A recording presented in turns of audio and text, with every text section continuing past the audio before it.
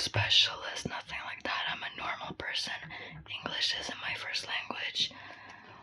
So I'm just gonna try to read my best.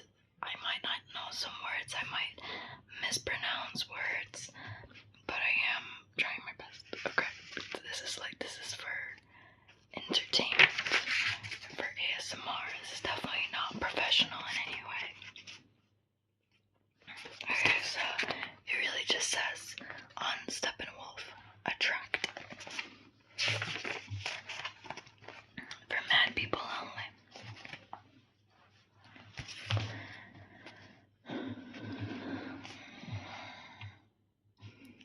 Once upon a time, there was a man called Harry, otherwise known as Steppenwolf. He walked on two legs, wore clothes, and was a human being, but in actual fact, he was still a wolf of the steppes. He had learned a lot of the things sensible human beings are capable of learning, and he was a fairly clever man. One thing he had not learned, however, was to be satisfied with himself and his life. He was incapable of this. He was a dissatisfied human being. This was probably because, in the depths of his heart, he always knew, or thought he knew, that he wasn't actually a human being at all, but a wolf of the steppes.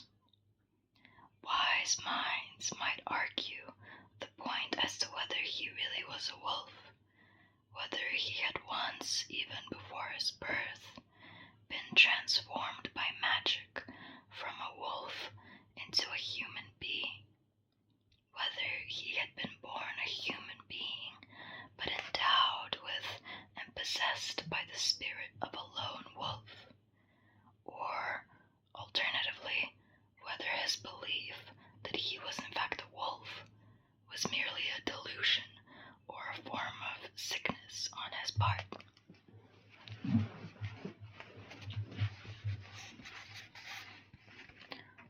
One possibility, for instance, would be that he was wild, boisterous, and disorderly in his youth. Those responsible for his upbringing had then tried to stifle the beast in him, but precisely by doing so had led him to imagine and believe that he was really, in fact, a beast, clothed in only a thin veneer of education and humanity. It would be possible to go on discussing this at length, entertainingly so, or even to write whole books on the subject. However, that would be of no help to Steppenwolf, because to him it was a matter of complete indifference whether the wolf had been instilled in him by magic spells, by beatings, or whether it was merely a product of his imagination. Whatever other people might think about it, and even what he himself might think, was of no use to him at all. He certainly wasn't going to get the wolf out of his system by speculation of that kind. Steppenwolf's nature was thus twofold, partly human, partly wolfish. This was his fate, and it may well be that such a fate was nothing special or unusual. There have been quite a number of reported sightings of human beings with a great deal of the dog or fox, the fish or snake in their makeup, yet they had no special difficulties on that account. In their cases, the human being and the fox, or the human being and the fish, simply coexisted without either of them harming the other. The one was even of help to the other, as can be seen from many an instance of men who are envied because of their great success in life.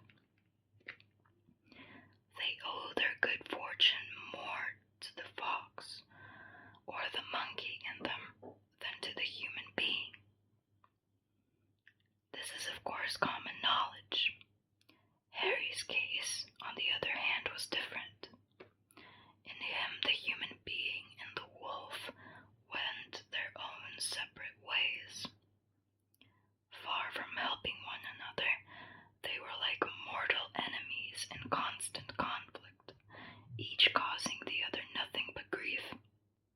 When two mortal enemies are locked in one mind and body, life is a miserable business. Well, to each his lot. None of us have it easy. In Steppenwolf's case, the fact is that, like any hybrid creature, he lived with the feeling of being sometimes a wolf, sometimes a human being. However, as a wolf, he was forever conscious of his human side lying in wait, observing, judging, and condemning him, just as the wolf did when he was a human being. For example, whenever Harry, in his capacity as a human being, had some lovely idea, experienced some fine and noble sentiment, or did a so-called good deed, the wolf in him would bare its teeth and laugh him utterly to scorn,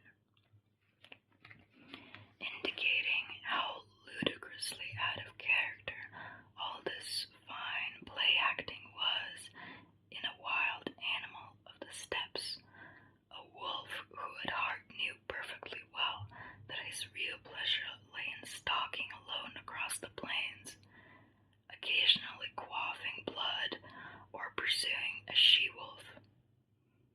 Seen thus from the wolf's point of view, every human action became frighteningly comic and self-conscious, vain and inane. But it was exactly the same when Harry felt and behaved like a wolf. When he showed other people his teeth, or became murderously hostile to humankind as a whole, hating all its hypocritical and degenerate manners and customs. For then it was the human side of him that lay in wait, observing the wolf, calling him a brute and a beast, spoiling and souring all the pleasure he was taking in the straightforward life of a healthy, untamed wolf. This was the way of things for Steppenwolf, and one can imagine that Harry's life was not exactly a pleasant and happy one. However, this doesn't mean to say that he was unhappy to some quite unusual degree, even though this did seem to him to be the case.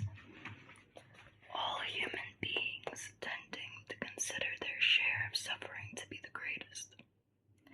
That ought never to be said of anyone.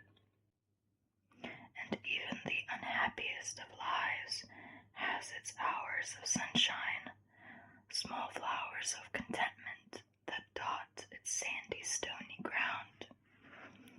And so it was for Steppenwolf, too. He was usually very unhappy, there's no denying that, and he was capable of making others unhappy, too, the ones he loved, that is, and those who loved him, for all those who grew fond of him only ever saw the one side of the man. Some took a liking to him as a refined, intelligent, and exceptional person, only to react with horror and disappointment on suddenly discovering the wolf in him. And this was inevitable because Harry, wishing his whole self to be loved as everybody does, was for that very reason incapable of denying the wolf or concealing its existence from those whose affection meant a lot to him. There were, however, others who of all things loved the wolf in him, precisely the side of him that was free, wild, untamable, dangerous, and strong. And they in turn were, of course, extraordinarily disappointed, indeed miserable, when the wild, wicked wolf suddenly turned out to be human too, still felt a strong desire to be kind and gentle, still wanted to listen to Mozart, read poetry, and keep faith with the ideals of humanity.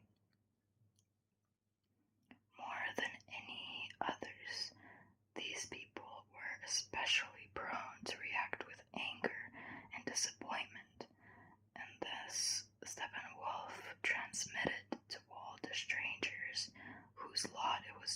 into contact with him something of his own dual, divided nature. Any readers now thinking they know Steppenwolf and can imagine what his wretched life, lived at odds with himself, was like, are mistaken. However, because they don't know the half of the story, just as there are exceptions to every rule, and one lone sinner may under certain circumstances be more pleasing to God than 99 righteous people, there were, though we haven't mentioned them yet, exceptions and strokes of luck in Harry's case too.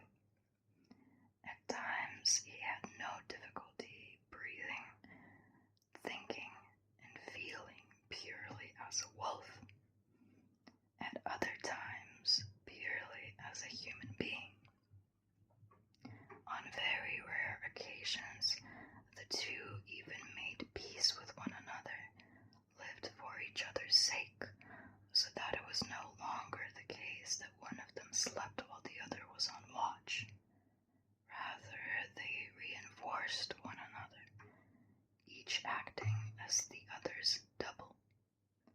Moreover, as happens all over the world, there were also times in this man's life when all things habitual, everyday, familiar, and routine seemed only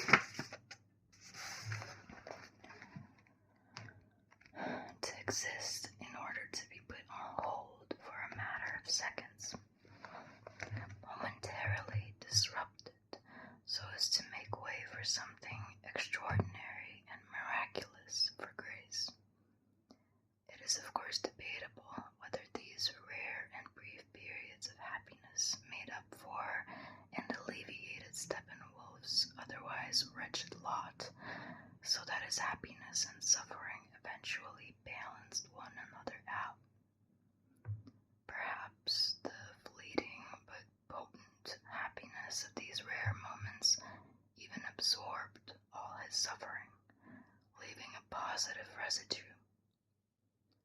This is one more question that those with time to spare might care to brood upon.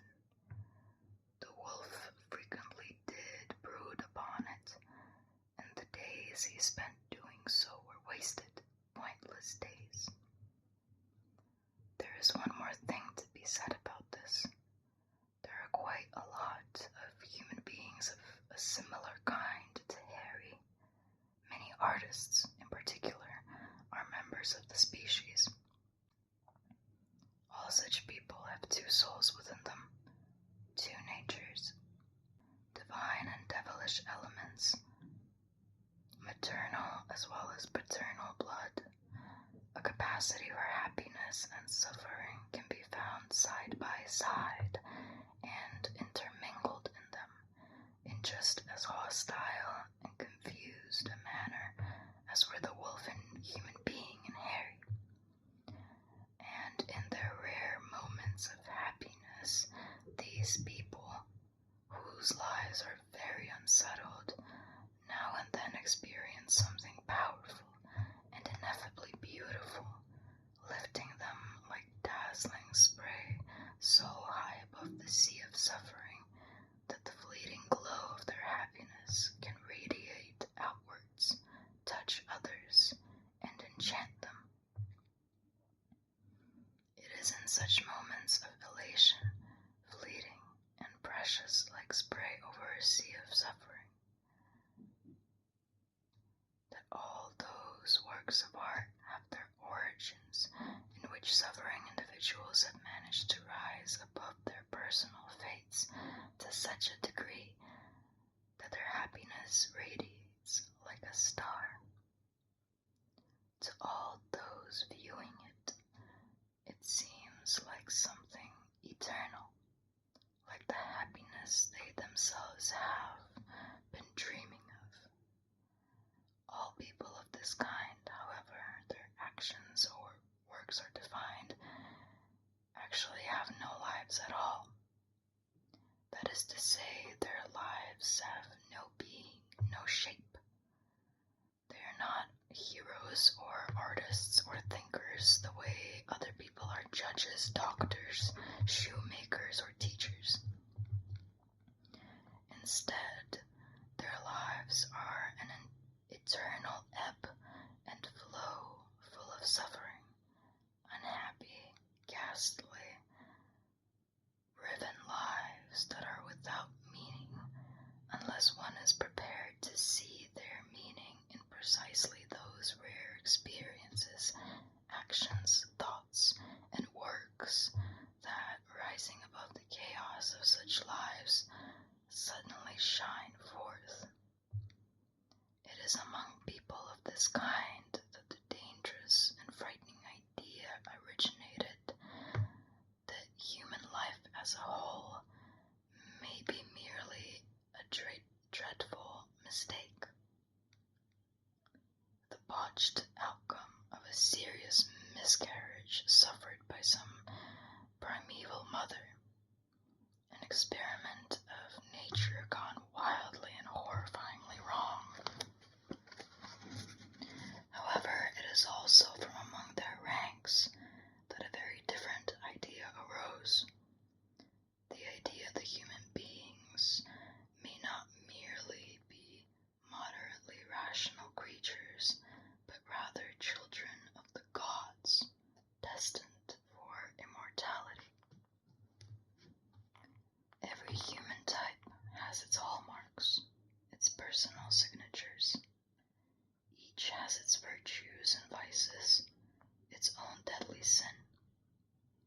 Steppenwolf was a nocturnal creature. That was one of the things that marked him out.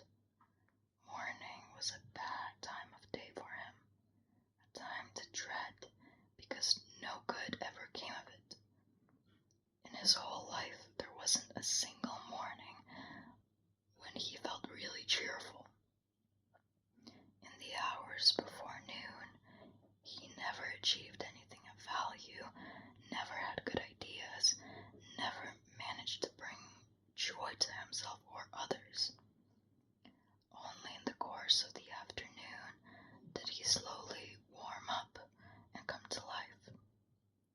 And only towards evening, on his good days, did he spring into action and become productive, at times passionate and excited.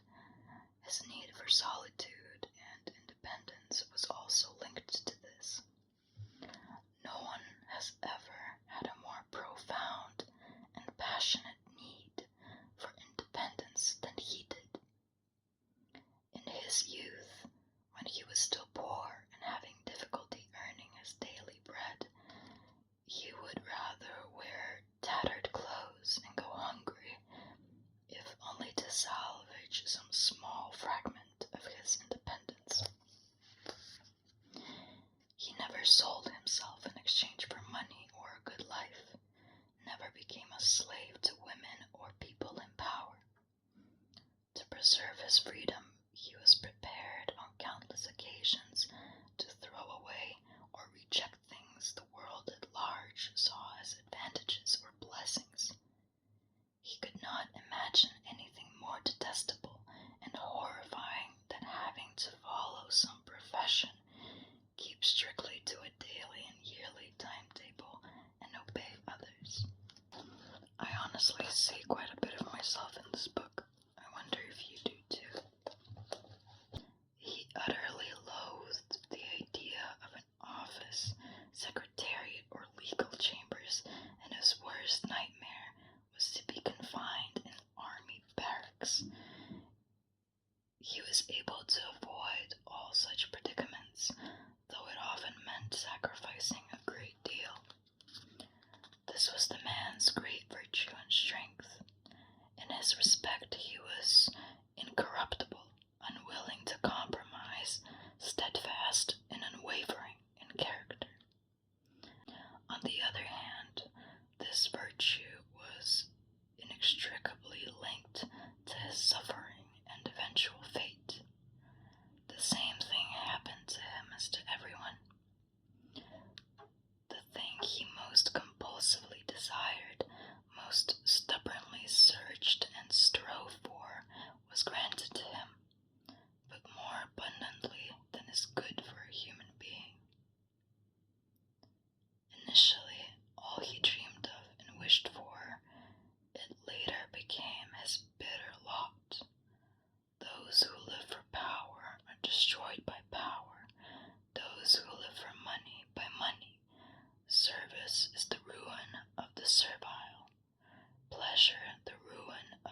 pleasure seeker.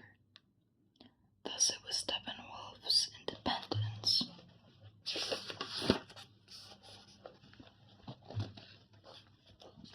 That proved his downfall. He achieved his goal. He became more and more independent. He took orders from no one. He was required to comply with no one's rules. He alone could freely determine what he did or did not do, for all people of strength unfailingly achieve whatever they are compulsively driven to search for. But, having achieved his freedom, Harry suddenly realized when experiencing it to the full that it was a living death. His position was a lonely one.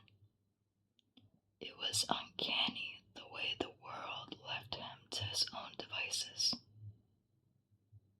Other people were no longer of concern to him. He wasn't even concerned about himself. The air around him was getting thinner and thinner the more solitary he became, severing all contact with others, and he was slowly suffocating as a result. For the situation now was different. No longer his desire and goal, solitude and independence were a fate he was condemned to. He had made his magic wish, and there was no going back on it. However strongly he yearned to re-establish contact with others, however willing he was to hold out his arms to embrace them, it was of no avail. They now left him alone. Yet there was no indication that people hated him or found him repugnant. On the contrary, he had lots of friends. Lots of people liked him. But friendliness and sympathy were the only reactions he ever encountered. People would invite him to their homes, give him presents, write him nice letters, but nobody got close to him. No attachments were ever formed. Nobody was willing or able to share his life. He was now breathing the air that the lonely breathe, living in an atmosphere that was still, adrift from the world around him. No amount of yearning or goodwill had any effect on his inability to form relationships. This was one of the significant hallmarks of his life. Trigger warning. Another was his suicidal nature. At this point, it has to be said that it is wrong to use the term suicide case solely to designate those people who actually take their own lives. Even many of the latter, to some extent, become suicide cases only by chance. They are not necessarily suicidal by nature. Among the ranks of people devoid of personality or individual stamp, sheep-like people leading run-of-the-mill lives destined for nothing of strong significance, there are many who end up committing suicide. Yet nothing in their whole character and makeup qualifies them as typical suicide cases, whereas conversely many of those who are by nature suicidal, perhaps the majority of them, never in fact lay a finger on themselves. The typical suicide case, and Harry was one, need not necessarily live in a particularly close relationship to death. It is possible to do that without being a suicide case. What is, however, peculiar to all suicide cases is the sense that their own selves, rightly or wrongly,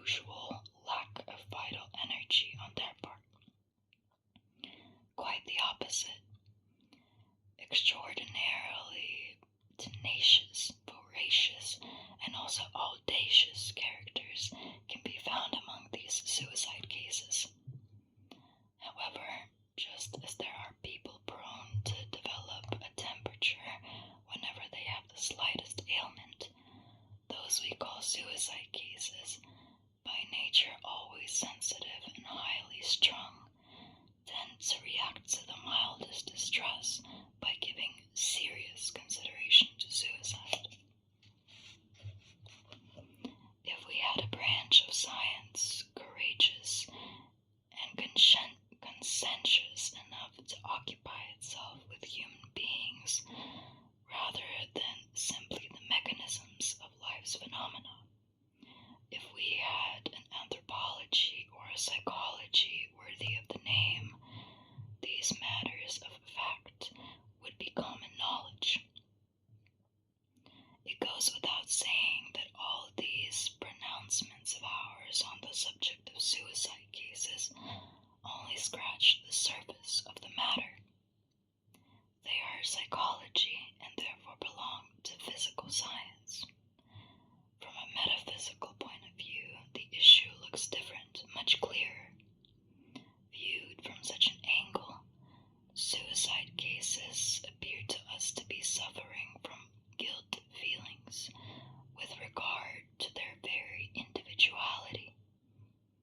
They are those individuals who no longer see self-development and fulfillment as their life's aim, but rather the dissolution of self, a return to the womb, to God, to the cosmos. Very many people of this kind are utterly incapable of really committing suicide because they have a profound insight into the sinful nature of the act. In our eyes, they are nevertheless suicide cases because they see death as the savior, not life, and they are prepared to jettison, abandon, and extinguish themselves in order to return to their origins. Just as every strength can turn into weakness, indeed must do so under certain circumstances. The converse is true. Typical suicide cases can often make their apparent weaknesses into strengths and means of support. What is more, they manage to do so with remarkable frequency. Harry, our Steppenwolf, is just such a case. For him, as for thousands of his kind, the notion that death was an option available to him at any time had become more than just the melancholy play of an adolescent imagination. It was from this very idea that he derived his consolation, his main support in life. As is the case with all people of his kind, every shock to his system, every pain, every bad situation he experienced in life did indeed arouse in him the desire to choose death as an escape. Yet, gradually, he was able to turn this of all tendencies to his advantage by deriving from it a useful philosophy of life.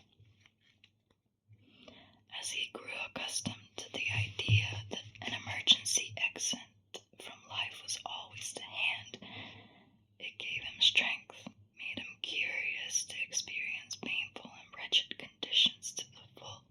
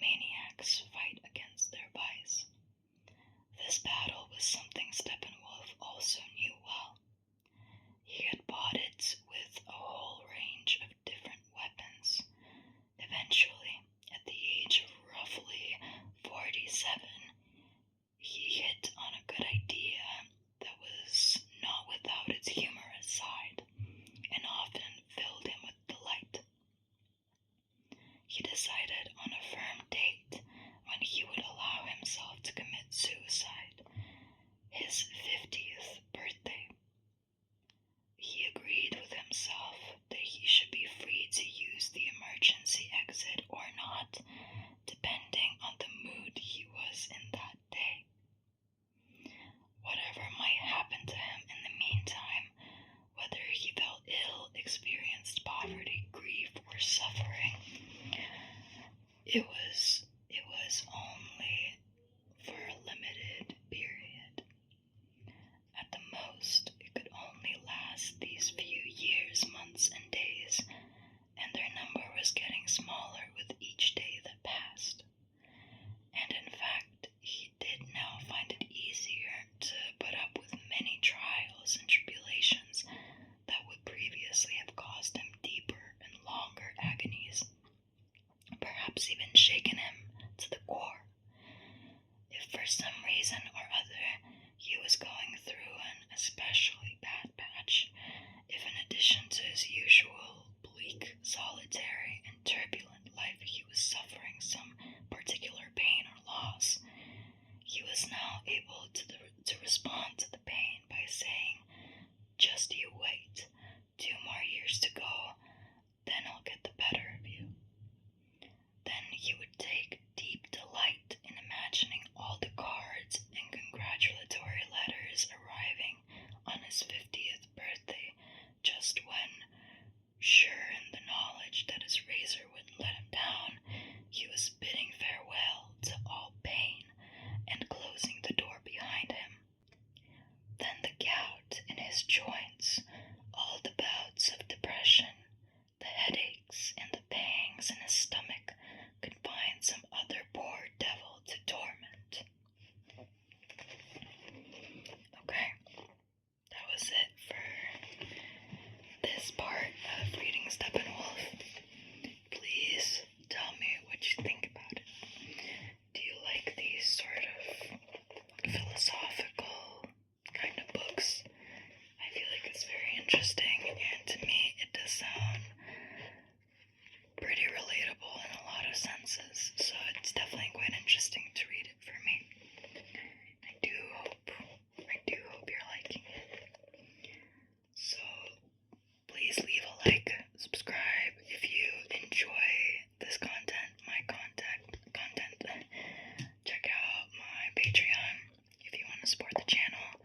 And I also have a throne wish list in my bio and in the description of this video.